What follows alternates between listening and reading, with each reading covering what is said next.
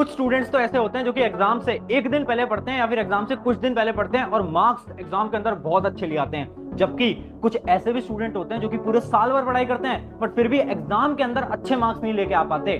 तो आखिर वो स्टूडेंट जो कि कम पढ़ के अच्छे मार्क्स ला रहे हैं, क्या वो जीनियस हैं या फिर उन्हें कुछ इस प्रकार की टेक्निक्स पता है जिससे कि वो एक बार पढ़ते हैं और सारी इंफॉर्मेशन उनके दिमाग के अंदर छप जाती है। मोटिवेशन होता है एक दिन, 2 दिन, एक हफ्ता, एक महीना तक। पोती पढ़ जग मुआ पंडित भया न कोई। टॉपर्स क्यों बने, उसकी सबसे पहली वजह। सो हाय एवरीवन, मेरा नाम है Prashant, mentor of thousands of students. देखो, जैसे ही एग्जाम पास आते हैं ना, सबसे बड़ी प्रॉब्लम आती है कि भैया मेमोरी पावर नहीं है, क्योंकि इतने सारे सब्जेक्ट्स हैं याद करने के लिए, कैसे याद कर पाएंगे। हम पढ़ते तो हैं बट हम भूल जाते हैं। अच्छा, एक एग्जांपल से समझाता हूं। तुम्हारी क्लास के अंदर कुछ ऐसे स्टूडेंट होंगे या फिर शायद वो स्टूडेंट तुम ही हो सकते हो जो कि एग्जाम से एक रात पहले पढ़ रहे हैं या फिर एग्जाम से कुछ दिन पहले पढ़ रहे हैं और अचानक से इनके जब मार्क्स आते हैं ना तो इनके मार्क्स बहुत अच्छे आ जाते हैं। पता चल रहा है यार ये स्टूडेंट तो एक रात पहले पढ़ रहा था, इसके मार्क्स आ गए 95%। आखिर वो कैसे करते हैं? तो पिछले 4 साल से हजारों बच्चों को गाइड और मेंटोर कर रहा हूं। वो जो जीनियस बच्चे होते हैं ना, जो कि एक रात पहले पढ़ते हैं, वो बचपन से कुछ इस प्रकार की टेक्निक्स को फॉलो करते आ रहे हैं जिससे कि वो जो पढ़ते हैं ना, उन्हें वो एक बार में याद हो जाता है। उन्हें रिवाइज रिकॉल करने की जरूरत नहीं पड़ती। वो ऐसा नहीं है कि वो बहुत ज्यादा बड़े कोई जीनियस है, नहीं, उन्हें कुछ टेक्निक्स पता है। वही टेक्निक्स मैं आज तुम्हें बताने वाला हूं। सबसे पहले बात कर लेते हैं प्रॉब्लम्स की। जैसे जैसे एग्जाम पास आते हैं, 3 सबसे बड़ी प्रॉब्लम आती है। एक तो याद नहीं रहता, भैया मेमोरी पावर नहीं है, पढ़ते हैं याद नहीं रहता। दूसरी चीज, बार बार रिवीजन करना पड़ता है। अगर याद रखना है तो बहुत बार रिवीजन करना पड़ता है, हर एक चीज को बार बार पढ़ना पड़ता है। बट भैया रिवीजन कर भी ले, बट तीसरी प्रॉब्लम तो सुनो, तीसरी प्रॉब्लम है टाइम बहुत कम है। भैया टाइम इतना कम है, 1-2 महीने के अंदर एग्जाम शुरू होने वाले हैं, 15 दिन में एग्जाम शुरू होने वाले हैं। अब कैसे हम चीजों को याद कर पाएंगे? तो देखो, टेंशन की बात नहीं है। ये जो प्रॉब्लम्स है ना, इन प्रॉब्लम्स के 3 स्टेप सोल्यूशन है। तीनों स्टेप्स को अगर आप फॉलो करोगे, हर रोज कुछ दिन तक फॉलो कर लो, जब तक तुम्हारे एग्जाम आने वाले हैं। अगर आपने फॉलो करा, आपकी मेमोरी पावर इंक्रीज हो जाएगी। उसके साथ साथ वो जो आपकी प्रॉब्लम है ना, आप याद नहीं कर पाते, वो प्रॉब्लम एकदम खत्म हो जाएगी। तो सबसे पहले बात करते हैं हमारे स्टेप नंबर 1। स्टेप नंबर 1 है ट्रेन योर ब्रेन। बहुत ध्यान से समझना। एक स्टोरी या फिर आपसे एक सवाल करके इस चीज को मैं समझाता हूं। देखो, क्या आपने ये चीज नोटिस करी है? कुछ इस प्रकार के सब्जेक्ट होते हैं जो कि आप एक बार पढ़ते हो और आपको याद हो जाता है। आपके फेवरेट सब्जेक्ट याद करो। जब आप साइंस पढ़ रहे थे, अगर आपका साइंस फेवरेट सब्जेक्ट है तो आपने एक बार पढ़ा था और आपको याद हो गया था। जबकि कुछ इस प्रकार के सब्जेक्ट होते हैं जिनको आप पूरी पूरी रात भर के भी याद करोगे ना तो भी आपको याद नहीं हो पाते, जो कि आपके बेकार सब्जेक्ट होते हैं, जो कि आपको बिल्कुल भी पसंद नहीं होते। होता है ना ऐसा? तो क्या प्रॉब्लम आपकी मेमोरी पावर में या फिर प्रॉब्लम आपके ब्रेन के अंदर है? प्रॉब्लम मेमोरी में नहीं है, प्रॉब्लम आपके माइंड, आपके ब्रेन के अंदर है। जो माइंड है ना, ये आपको बेवकूफ बनाता है। इसके ऊपर ना एक स्टडी कंडक्ट की गई थी और उस स्टडी से ये पता चला कि मेमोरी पावर डिपेंड करती है सब्जेक्ट के इंटरेस्ट के ऊपर। आसान भाषा में समझाता हूं, ध्यान से समझना।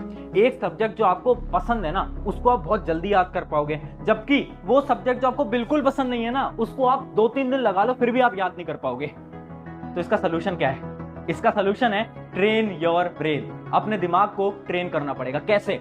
देखो, तुम्हारे दिमाग के अंदर एक डर बन चुका है, एक फियर बन चुका है। तुम्हें अभी क्या लगता है ना कि ये जो सब्जेक्ट है ना, ये तो कभी मैं पढ़ ही नहीं पाऊंगा, ये तो कभी मैं पढ़ ही नहीं पाऊंगी। ये ऐसा सब्जेक्ट है जिसके अंदर मैं मार्क्स कभी स्कोर ही नहीं कर पाऊंगा या कर पाऊंगी। ऐसा क्यों हुआ? ऐसा इसलिए हुआ क्योंकि बचपन के अंदर, शायद 8th क्लास के अंदर, 7th क्लास के अंदर, 6th क्लास के अंदर, उस सब्जेक्ट के अंदर तुम कभी अच्छा स्कोर नहीं कर पाए होगे। या फिर जब आपकी कोचिंग के अंदर उस चैप्टर को पढ़ाया जा रहा था तो शायद आपकी बैकलॉग हो गई थी, आप बीमार पड़ गए थे, कोई भी रीजन हो सकता है जिस वजह से अब आपको वो सब्जेक्ट पसंद नहीं है। अब आपको क्या करना है? अपने ब्रेन को हर रोज बोलना है, मतलब सुबह उठोगे हर रोज खुद से बोलोगे कि this exam will be best exam of my life. या फिर अगर कोई सब्जेक्ट आपको, जिस सब्जेक्ट से डर लगता है, उसके बारे में बोलो, इस सब्जेक्ट को मैं पढ़ूंगा और इसके अंदर मैं सबसे अच्छे मार्क्स लेकर आऊंगा या लेकर आऊंगी। ये होता है ट्रेन योर ब्रेन। हर रोज सुबह उठकर बोलना है this exam will be best exam of my life, या फिर लिखो this exam will be best exam of my life. अभी आपको सुनकर ऐसा लग रहा होगा क्या ये बच्चों वाली बात कर रहे हैं यार यूट्यूब के ऊपर आकर। ये बच्चों वाली बात नहीं है। इसके ऊपर हजारों साइंटिफिक स्टडीज की गई हैं। न्यूरो साइंटिस्ट तक ने बताया है कि ये जो टेक्निक है ये हेल्पफुल होती है। गूगल पर जाकर सर्च कर लेना, कई आपको रिसर्चेज मिल जाएंगी इसके ऊपर। हर रोज अगर आप सुबह बोलोगे, आपके दिमाग से अंदर फियर जो है, जो डर है, वो निकलेगा और आप अपने एग्जाम को क्रैक कर पाओगे। ये अपना स्टेप नंबर 1। सबसे पहले हम हमारे ब्रेन को मजबूत बना रहे हैं। स्टेप नंबर 2 क्या है? Learning methods. और समय आ चुका है लर्निंग मेथड्स को बदलने का। अभी तक कैसे पढ़ रहे थे, किताब खोली, भैया रटना शुरू कर दिया, अच्छा ठीक है भैया नेशनलिज्म इन यूरोप ये होता है, फिजिक्स की ये वाली रिएक्शन ऐसे करते हैं भैया, केमिस्ट्री की ये वाली कॉन्सेप्ट ऐसे करते हैं, रटे जा रहे हैं रटे जा रहे हैं रटे जा रहे हैं। सबसे बेकार मेथड। 3 तरीके बताऊंगा पढ़ने का, रिवाइज करने का। उससे पढ़ोगे नंबर नहीं कटेंगे, एक बार के अंदर आपकी मेमोरी के अंदर सारी चीजें स्टोर हो जाएंगी। ध्यान से समझना। पहली चीज है विजुअलाइजेशन। एक एक्टिविटी कराता हूं जो कि मैं अपने सारे सेमिनार्स के अंदर कराता हूं। एक्टिविटी क्या है, ध्यान से देखना। देखो, अपने राइट हैंड को ऊपर करो, जल्दी फोन रख दो और अपने राइट हैंड को ऊपर करो और अपने राइट हैंड की इस फिंगर को अपनी चिन पे टच करो, अपनी चिन पे टच करो, मुझे देखो जल्दी। 1 2 3 4 5 डन। अब देखो 90% लोगों ने अपने हाथ को यहां टच करा था, जबकि आपकी चिन यहां पर होती है। अगर आपने भी अपने हाथ को यहां पर टच करा था तो कमेंट के अंदर अभी यस लिख देना जल्दी से फटाफट, और अगर आपने यहां टच करा था कमेंट में नो लिख देना। तो सबसे पहले तो अभी कमेंट कर दो। अब ये हुआ क्यों? मैंने तो आपको बोला कि चिन पे टच करो, बट आपने टच यहीं पर ही करा। पता है क्यों? क्योंकि ऐसे ही आपका दिमाग काम करता है। मैं जो बोल रहा हूं आपके दिमाग के अंदर वो नहीं जा रहा, मैं जो आपको करके दिखा रहा हूं, मैं जो ऐसे टच करके दिखा रहा हूं ना, आपके दिमाग के अंदर वो जा रहा है कि अच्छा ठीक है। और यही चीज प्रूव करती है कि जो हमारी ब्रेन है ना, वो विजुअल मेमोरी के ऊपर काम करती है, विजुअलाइजेशन पे काम करती है। अभी तक तुम कैसे पढ़ते आ रहे थे? टीचर के लेक्चर सुन रहे हैं, लिख रहे हैं, बस ऐसे ऐसे नहीं पढ़ना है। विजुअलाइजेशन करना है, चीजों के बारे में इमेजिन करना है। अच्छा फिजिक्स का एक न्यूमेरिकल है, अच्छा एक बॉल रोल करके नीचे आ रही है, फ्रिक्शन लग रहा है, ये हो रहा है, इमेजिन करो। ये अभी तुम्हें बातें सुन के अजीब सी लग रही होंगी, बट ये रियलिटी है। जितने भी टॉपर्स होते हैं ना किसी भी कॉम्पिटिटिव एग्जाम के, वो इमेजिन करके पढ़ते थे। ये बहुत बड़ी रियलिटी है। किसी से भी बात कर लेना, शायद वो तुम्हें सच्चाई नहीं बताएंगे, बट ये सबसे बड़ी सच्चाई है। वो जो बच्चे हैं ना जो एक रात पहले टॉप कर जाते हैं, वो बचपन से विजुअलाइजेशन करते आ रहे हैं, इस वजह से वो टॉप कर रहे हैं। ये सबसे बड़ी रियलिटी है। तो याद रखेंगे क्या? विजुअलाइजेशन।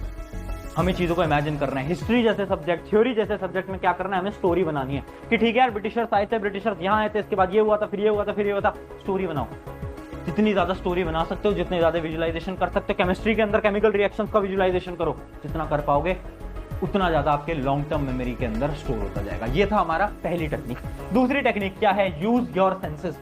एक एग्जांपल से बताता हूं। आप बचपन से 10 रुपए का नोट तो देख रहे हो ना? 10 रुपए का नोट कितनी बार देखा है? हजारों बार, लाखों बार देखा होगा 10 रुपए का नोट, है ना? अगर मैं भी बोलूं 10 रुपए का नोट नोटबुक के ऊपर ड्रॉ करके बता दो, तुम में से 1% लोग भी ड्रॉ नहीं कर पाएंगे, मैं भी ड्रॉ नहीं कर पाऊंगा। जबकि उस नोट को तो हम बचपन से देखते आ रहे हैं यार, फिर भी हम उसको ड्रॉ क्यों नहीं कर पा रहे? पता है क्यों? क्योंकि हम सिर्फ उसको देखते आ रहे हैं। अब इसको हमारी पढ़ाई से रिलेट करते हैं। रिवीजन कैसे करते हो? किताब खोलोगे, पन्ने पलटोगे, देखते जाओगे, पन्नों को पलटते जाओगे, देखते जाओगे। जब उस नोट को जो तुम बचपन से देख रहे हो उसे तुम याद नहीं कर पाए, तो तुम्हें लगता है कि तुम नोट्स पलटने से नोट्स को याद कर लोगे? है ना? बहुत बेकार तरीका रिवीजन करने का। रिवीजन करने का सबसे बढ़िया तरीका क्या है? Use your senses. इस एग्जांपल से समझते हैं। Melody toffee. अगर इस मेलोडी टॉफी की मैं यहाँ पर इमेज भी नहीं दिखाता ना, तो भी तुम मेलोडी टॉफी को इमेजिन कर सकते हो। तुम उसका टेस्ट इमेजिन कर सकते हो, तुम उसकी कलर को इमेजिन कर सकते हो, तुम उसकी स्मेल को इमेजिन कर सकते हो। हाँ है ना? कर सकते हो ना? अगर तुमने खाई होगी कभी ना कभी तो कर सकते हो ना? ऐसा क्यों? क्योंकि जब आपने मेलोडी टॉफी खाई तो आपने बहुत सारे क्या आपका भी सरकारी नौकरी पाने का सपना है? अड्डा 24/7 ऐप ने 5 लाख से ज्यादा स्टूडेंट्स का ये सपना साकार किया है। इस ऐप के माध्यम से आपको एग्जाम से रिलेटेड क्विज, लाइव क्लासेस और जॉब अलर्ट। सेंसेस का यूज किया। आपने हाथ से उस रैपर को फाड़ा, आपने मुंह से खाया तो आपको टेस्ट आया, आपको स्मेल आई, और भी बहुत सारे सेंसेस का वहां पर यूज हुआ। जब हम ज्यादा सेंसेस का यूज करते हैं तो जो आपकी जो मेमोरी है ना, वो डायरेक्ट लॉन्ग टर्म मेमोरी के अंदर स्टोर हो जाती है। इंफॉर्मेशन लॉन्ग टर्म मेमोरी के अंदर डायरेक्ट स्टोर होती है। अब पढ़ाई से लिंक करते हैं। पढ़ना कैसे है? बहुत सिंपल सा तरीका है पढ़ने का। नॉर्मली रिवाइज नहीं करना है कि बस एक नोटबुक लेके बैठ गए एग्जाम से एक रात पहले, बस पन्ने पलटते जा रहे हैं, पन्ने पलटते जा रहे हैं, ऐसे नहीं करना। एक रफ नोटबुक साइड में लेकर बैठनी है बेटा। एक साइड में एक रफ नोटबुक लेकर बैठोगे। एक यहाँ पर एक ऐसी रफ नोटबुक ले ली, यहाँ पर आपकी जो नोटबुक है, जो आपकी मेन नोटबुक है या फिर आपकी जो बुक है, वो आपने यहाँ पर रख ली। अब आप पन्ने पलटते जा रहे हो, पढ़ते जा रहे हो, और जो भी आपको समझ आ रहा है वो रफ में लिखते जा रहे हो, लिखते जा रहे हो, लिखते जा रहे हो, लिखते जा रहे हो। इससे क्या होगा? आपके हाथ भी चलते रहेंगे। अब आप आंखों से देख रहे हो, दिमाग का यूज ले रहे हो, और आपके हाथ भी चल रहे हैं। ज्यादा सेंसेस का यूज हो रहा है, तो जो आपकी जो इन्फॉर्मेशन है वो डायरेक्टली लॉन्ग टर्म मेमोरी के अंदर स्टोर हो जाएगी एक बार के अंदर। ट्राई करना। मैं जब अपनी जेईई की प्रिपरेशन करता था उस समय पर मैं यूज करता था। It is really helpful, specially theory subjects या फिर केमिस्ट्री जैसे सब्जेक्ट्स के अंदर, बायोलॉजी जैसे सब्जेक्ट्स के अंदर बहुत काम आएगी ये वाली टेक्निक। ये थी हमारी technique number 2, use your senses. अब एक लास्ट टेक्निक के बारे में बात करते हैं, टीच अदर्स। देखो, आप किसी चीज को तभी पढ़ा सकते हो जब आपको वो चीज बहुत अच्छी तरीके से आती है। अगर आपको मैथ्स आती है तभी तो आप मैथ्स पढ़ा पाओगे, किसी और को बिना पढ़े तो नहीं पढ़ा पाओगे। तो रिवीजन करने का सबसे बेहतरीन तरीका होता है किसी और को पढ़ा लो। अब तुम बोलोगे भैया मेरे तो दोस्त ही नहीं है यार, मैं तो तन्हाई में रहता हूं, मेरा तो कोई दोस्त ही नहीं है। दिक्कत की बात नहीं है, खुद को पढ़ाओ।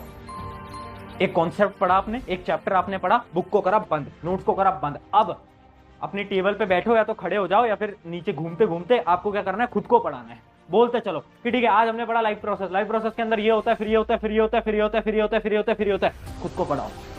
आप खुद को पढ़ाओगे ना, मैं आपको बता रहा हूं, आपको वापस से रिवीजन करने की जरूरत नहीं पड़ेगी। इतना शानदार मेथड है, इतना शानदार। याद रखेंगे, या तो किसी और को पढ़ा लो या तो खुद को पढ़ा लो। Teach others is the best method to revision. Revision करना है सबसे शानदार मेथड है। तो देखो मैंने आपको 2 स्टेप्स बता दिए। सबसे पहले अपना ब्रेन को ट्रेन करा, फिर लर्निंग मेथड्स, इन तीनों लर्निंग मेथड्स को आपको अप्लाई करना है। अब तीसरे मेथड की तरफ बढ़ते हैं, बट उससे पहले एक इंपॉर्टेंट चीज सुनो। देखो अभी बोर्ड एग्जाम की डेट शीट आई है 10th और 12th वालों की सीबीएसई की। अब जितने भी स्टूडेंट्स हैं उनको मैं एक चीज बता देता हूं, एनसीईआरटी पढ़ना शुरू कर दो। एनसीईआरटी अगर अभी तक नहीं पढ़ रहे हो, बहुत बड़ी दुविधा के अंदर फंस जाओगे। एनसीईआरटी से बहुत डायरेक्टली सवाल आते हैं, स्पेशली 11th और 12th वाले जो स्टूडेंट्स हैं उनकी एनसीईआरटी तो बहुत ज्यादा डिफिकल्ट होती है। 12th वालों की फिजिक्स और केमिस्ट्री की एनसीईआरटी बहुत डिफिकल्ट होती है। तो तुम्हारे लिए ना मैंने 2 बुक बना दी हैं, वो बुक मैं आपको यहाँ पर लेकर भी आया हूँ, मैं आपको दिखा देता हूँ। ये 2 बुक हमने बना दी है, पहली है हैंडबुक फॉर फिजिक्स, दूसरी अपनी हैंडबुक फॉर केमिस्ट्री। ये 2 बुक बनाई है। इसका मेन मोटिव क्या था ना कि एनसीईआरटी इतनी मुश्किल है, 2 किताबें हैं, इसके अंदर इतनी पतली किताब के अंदर फिजिक्स की पूरी एनसीईआरटी को लाइन बाय लाइन तोड़ दिया है, इसके अंदर केमिस्ट्री की पूरी एनसीईआरटी को लाइन बाय लाइन तोड़ दिया है। अगर बोर्ड एग्जाम क्रैक करने, एनसीईआरटी पढ़ने में दिक्कत आ रही है, ये जो 2 बुक हैं ये आपके लिए बहुत ज्यादा हेल्पफुल होने वाली हैं। एक चीज याद रखना, एनसीईआरटी पढ़ो, इन बुक की जो लिंक है मैं डिस्क्रिप्शन में दे दूंगा, ठीक है। अब बढ़ते हैं हमारे अगला स्टेप, जो कि है हमारा स्टेप नंबर 3। हमने 2 स्टेप के अंदर सीखा, ट्रेन योर ब्रेन, ब्रेन को ट्रेन करा, हमारे सबकॉन्शियस माइंड के अंदर इंफॉर्मेशन डाली कि ठीक है कर सकता हूं मैं, कर सकती हूं मैं। अब दूसरे मेथड में हमने अपने लर्निंग मेथड्स को चेंज कर दिया, जिससे कि मैं जल्दी याद कर पाऊंगा या कर पाऊंगी। अब तीसरे मेथड के अंदर है कंसंट्रेशन। अब होगा क्या है ना, हमारी कंसंट्रेशन पावर नहीं है, तुम पढ़ने तो बैठोगे पर तुम याद नहीं कर पाओगे, सबसे बड़ी प्रॉब्लम है ना। कितनी बार होता है ना तुम पढ़ने बैठते हो, मोबाइल फोन पे डिस्ट्रैक्टेड हो जाते हो, क्यों? क्योंकि तुम्हारी कंसंट्रेशन पावर ही नहीं है। वो कंसंट्रेशन पावर कैसे आएगी? देखो वैसे तो बहुत अलग अलग मेथड्स होते हैं, बट मैं आपको एक बहुत साइंटिफिक मेथड बता रहा हूं, जो कि मैं एक वीडियो के अंदर भी बता चुका हूं। मेथड क्या है? Brain harmonic musics. कुछ ऐसे गाने जो कि आपको कंसंट्रेटेड बना सकते हैं। कौन से गाने होते हैं? 40 हर्ट्ज बाइनोरियल बीट्स। और 40 हर्ट्ज बाइनोरियल बीट्स कैसे आपके दिमाग के ऊपर इंपैक्ट डालते हैं, वो मैं एक पूरी 10 मिनट की वीडियो के अंदर समझा चुका हूं, लिंक यहीं कहीं आगे होगी, उसको आपको देख लेना है। उसमें पूरा साइंटिफिकली मैंने एक्सप्लेन करा है कि ये कैसे आपके ब्रेन के ऊपर इंपैक्ट डालते हैं। बट ऊपर से समझा देता हूं, ये जो म्यूजिक होता है ये आपकी ब्रेन वेव्स को जनरेट करता है, जिससे कि जो आपकी कंसंट्रेशन पावर है, जो आपकी मेमोरी पावर है, वो बहुत जल्दी इंक्रीज होती है। तो याद रखेंगे, जब भी आपको कंसंट्रेशन नहीं लग रहा है, आपको लग रहा है यार मैं तो बहुत ज्यादा डिस्ट्रैक्टेड हो गया हूं या हो गई हूं, तो आपको क्या करना है? YouTube पे जाना है, 40 हर्ट्ज बाइनोरियल म्यूजिक, या फिर मैं लिंक भी दे दूंगा डिस्क्रिप्शन के अंदर, उस पर क्लिक करना है, ईयरफोन लगाने हैं और सुनना है। 10-15 मिनट सुनोगे, मैं बता रहा हूं कंसंट्रेशन पावर बहुत ज्यादा हाई हो जाएगी। और यहाँ पर कुछ रिसर्च पेपर भी मैंने लगा दिए हैं जो कि ये प्रूव करते हैं कि 40 हर्ट्ज म्यूजिक आपको कंसंट्रेटेड बनाता है और आपकी मेमोरी पावर को इंक्रीज रखता है। और याद रखना यार, एग्जाम का समय आ चुका है, ये जो समय है ना बहुत ज्यादा इंपॉर्टेंट है। इस समय पर गाने सुनना अवॉइड करो, क्योंकि वो जो तुम गाने सुन रहे हो ना, वही गाने तुम्हारे एग्जाम के दौरान तुम्हारे दिमाग के अंदर बज रहे होंगे कि एक गाना तुमने सुन लिया बड़ा शानदार था, और जब तुम एग्जाम में पेपर लिखने बैठोगे ना तो तुम्हारे दिमाग के अंदर वही गाना चल रहा होगा। तो गाना सुनना एग्जाम के समय पर 1 महीने तक अवॉइड करना चाहिए। ये मेरी स्पेशल टेक्निक है आप सभी के लिए। गाने के बजाय जब भी कंसंट्रेशन नहीं लग रहा, ये म्यूजिक सुन लो, मजा आ जाएगा एकदम, आपका जो ब्रेन है एकदम कंसंट्रेटेड हो जाएगा। तो ये थी आज के हमारे 3 स्टेप्स। अगर आपने इन तीनों स्टेप्स को फॉलो करा, मैं गारंटी देता हूं यार, आपको कोई रोक नहीं पाएगा। एक बार पढ़ोगे चीजें याद हो जाएंगी। ये जो टॉपर्स होते हैं ना, अपने सीक्रेट को छुपा कर रखते हैं, ये सारे सीक्रेट्स को बचपन से फॉलो करते आ रहे हैं। आपको लग रहा है ना कि टॉपर जो है वो रट रट के कर रहा है, नहीं, उनके पास मेथड्स होते हैं, वो इस प्रकार से पढ़ रहे होते हैं। अगर आपको भी अपने एग्जाम के अंदर टॉप करना है, किसी कॉम्पिटिटिव एग्जाम को क्रैक करना है, इन मेथड्स को फॉलो करो, इस प्रकार से पढ़ाई करो, गारंटी से बोलता हूं हर एक चीज आपके दिमाग के अंदर लॉन्ग टर्म मेमोरी के अंदर स्टोर हो जाएगी।